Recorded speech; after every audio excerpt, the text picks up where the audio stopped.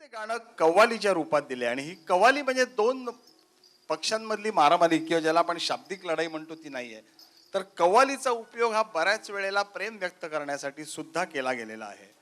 आणि अशीच एक कव्वाली जी वक्तमधली आहे, जी तुम्ही ऐकली आहेत आणि तुम्हाला ऐकल्यानंतर तरुण झाल्यासारखं वाटतं. बलराज साहनीने अभिनीत केलेली ती कव्वाली आहे.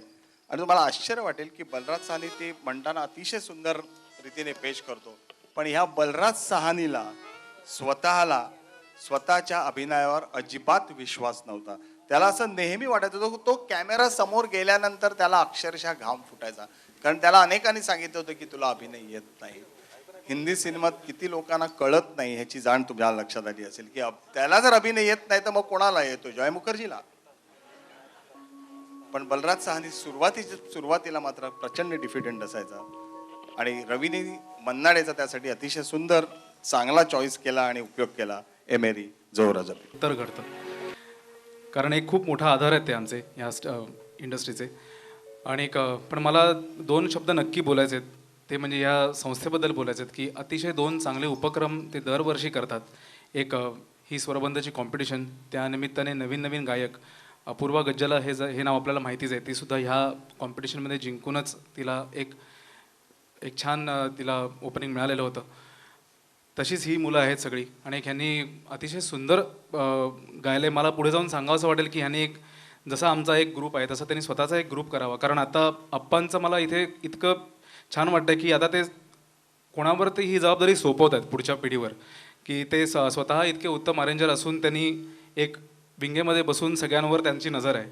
त्याचप्रमाणे ही जी आता सगळी 3 मुलं आहेत, 2 मुलं, त्यांनी सुद्धा एक स्वतःचा ग्रुप तयार करावा, छोटे छोटे कार्यक्रम करून हा अनुभव वाढवावा अशी त्यांना विनंती करतो मी.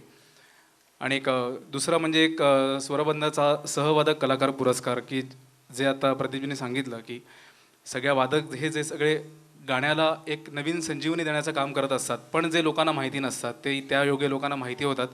त्यांच्या हातामध्ये जी जादू आहे आणि ते काय काय करू शकतात ह्याचं एक सगळं ते स्टेजवर करून दाखवतात. कारण ही परफॉर्मिंग आर्ट आहे. नुसतं प्रदीपजी उत्तम मेंडोली वाजवतात किंवा ज्ञानेश हे सगळं वाजवतो, पण हे जोपर्यंत तो लोकांना वाजवून दाखवत नाही तोपर्यंत ते काही त्याची मजा येत नाही. पण ह्या सगळ्याला त्यामुळे एक वेगळं एक स्वरूप आलेलं आहे की ही सगळीजणं येऊन, किंवा आता विजयदादा असेल किंवा तालवाद्याचा प्रकार असेल तर किती प्रकारचे ताल असतात किंवा किती प्रकारचे ठेके असतात हे सगळे लोकांना कळतं. आणि माझ्या मते सगळ्या कार्यक्रमांमध्ये हा सुद्धा एक कार्यक्रम वेगळा उठून दिसतो.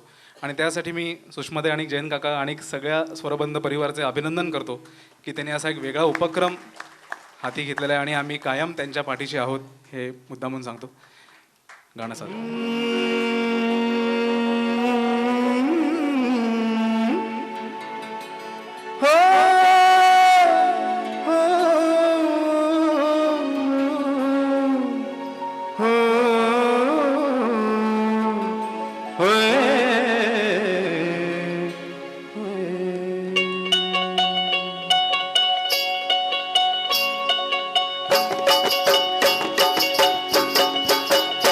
मेरी ज़ोहरा जबी तुझे मालूम नहीं, तू अभी तक है हंसी और मैं जवान, तुझ पे कुर्बान मेरी जान मेरी जान.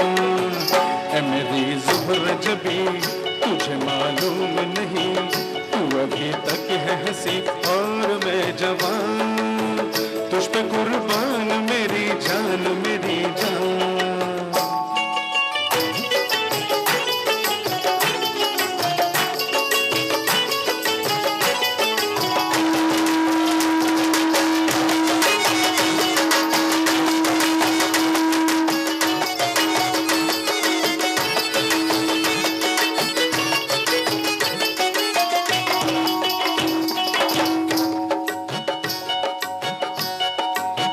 ये शौकिया ये बातपन जो तुझ में है कहीं नहीं, ये शौकिया ये बातपन जो तुझ में है कहीं नहीं, दिलों को जीतने का फन जो तुझ में है कहीं नहीं.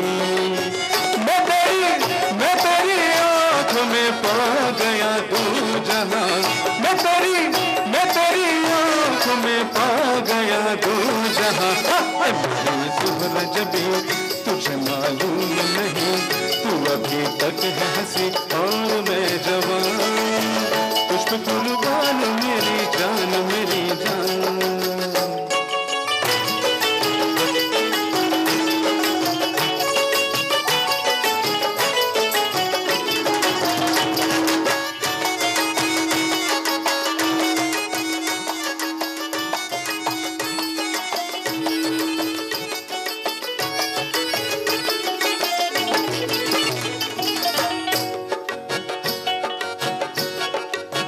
तो मीठे बोल जाने मन जो मुस्कुरा के बोल दे। तो मीठे बोल जाने मन जो मुस्कुरा के बोल दे। तो धड़कनों में आज भी शराबी रंग घोल दे। ओ सनम मैं तेरा आशिक जावेदा। ओ सनम मैं तेरा आशिक जावेदा। हाँ मेरी ज़ोहरा जबी तुझे मालूम नहीं, तू अभी तक है हंसी और मैं जवान। तुझ पे कुर्बान मेरी जान मेरी जान। ऐ मेरी ज़ोहरा जबी तुझे मालूम नहीं, तू अभी तक है हंसी और मैं जवान। तुझ पे कुर्बान मेरी जान मेरी जान। तुझ पे कुर्बान मेरी जान मेरी जान। तुझ पे कुर्बान मेरी जान मेरी जान। Thank you.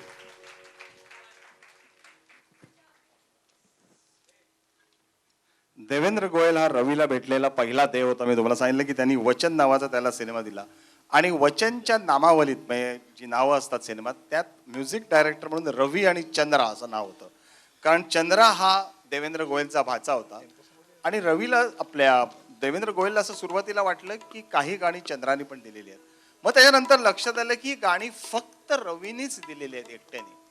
तेव्हा देवेंद्र गोयलचंही मन मोठं होतं. पुढच्या ज्या रेकॉर्ड्स आल्या त्या रेकॉर्ड्सवर त्यांनी फक्त रवीचं नाव ठेवलं. आणि एवढंच नाही, ते 1955 साली वचन आला आणि त्याचा शेवटचा पिक्चर एक महल हो सपनो का ज्याला रवीने म्युझिक दिलं. म्हणजे जवळपास 20 वर्ष 11 चित्रपटांसाठी रवी हा देवेंद्र गोयलचा संगीतकार होता. आणि त्यात काही भिकाऱ्यांना आवडतील अशी गाणी सुद्धा दिली. त्यात एक सिनेमा होता 10 लाख, त्यातलं ते गाणं घेत नाहीये मी कारण आज त्याची गरज आहे असं मला वाटत नाही. पण त्यातलं एक जे गाणं आहे आ लग जा गले दिलरुबा, ते गाणं रफीचं गाणं तुमच्यासाठी घेतोय. पण दुर्दैवाची गोष्ट अशी आहे की त्या गाण्यामध्ये संजय खान साधनाला म्हणतोय. काय दुर्दैवाने तिच्यावर पाळी आली बघा की जिने देवानंद बरोबर काम केलं, जिने राज कपूर बरोबर काम केलं, शम्मी कपूर बरोबर केलं, त्या तिच्यासाठी त्याला संजय खानला म्हणावं लागतं आ गले लग जा दिलरुबा. दुर्दैव आहे ते गाणं. पण सुदैवाने तुमच्या समोर अली म्हणतोय रफीचा आवाज.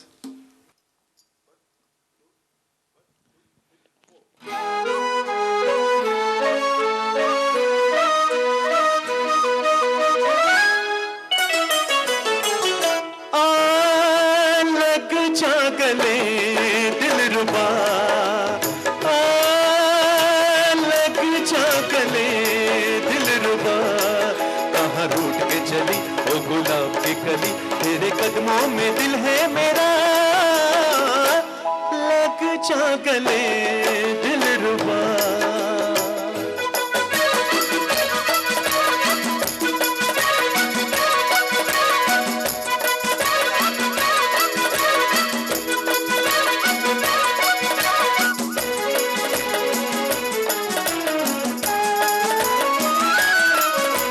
शोला बदन ओ ज़ोहरा जबी, तुम गुस्से में लगती हो और हंसी। बैठा हूँ जिगर को थामे हुए, मुझ पे न गिरे ये बिजली कहीं। इतना ना सितम करना, कुछ नजरे करम करना। देखिए दिल है नाजुक मेरा, लग जा गले दिलरुबा।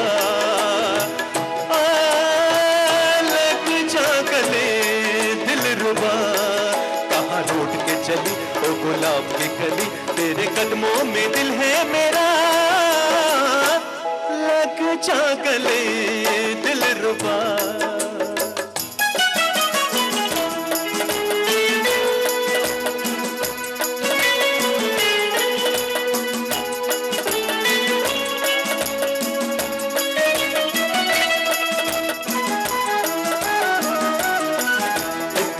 के न चल पल खा के न चल, आंचल को हवा में उड़ा के न चल। इतरा के न चल पल खा के न चल, आंचल को हवा में उड़ा के न चल। बन जाएगा कोई अफसाना दिल को मेरे तड़पा के न चल। क्या कहने नजाकत के सामा है कयामत की, मैं तो पहली नजर में लुटा। लग जा गले दिलरुबा, लग जा गले दिलरुबा। कहाँ रूठ के चली ओ गुलाब की कली, तेरे कदमों में दिल है मेरा। लग जा गले दिलरुबा।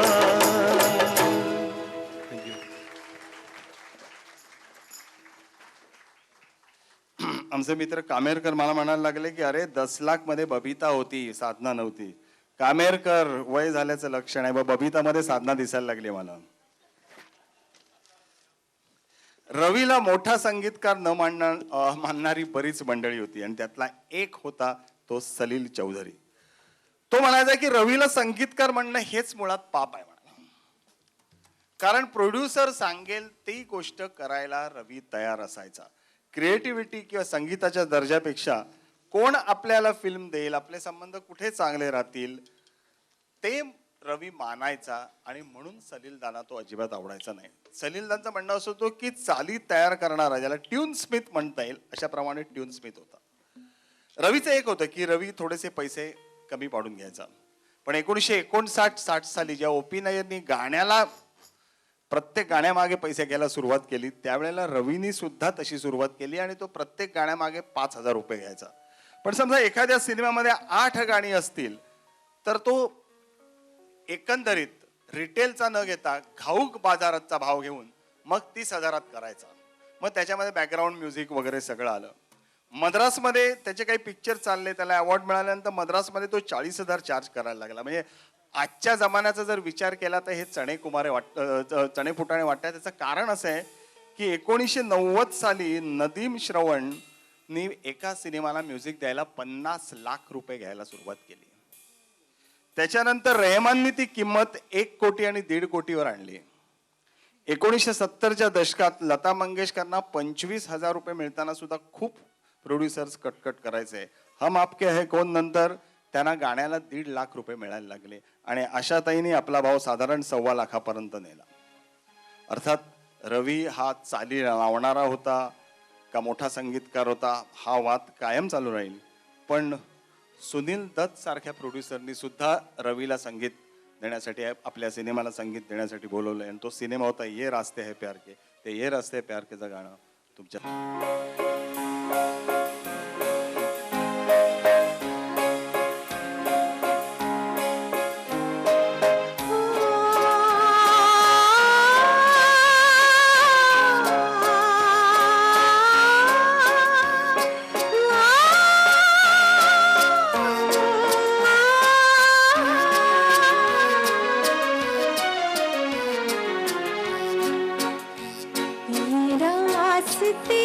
हैं प्यार के, चलना संभल संभल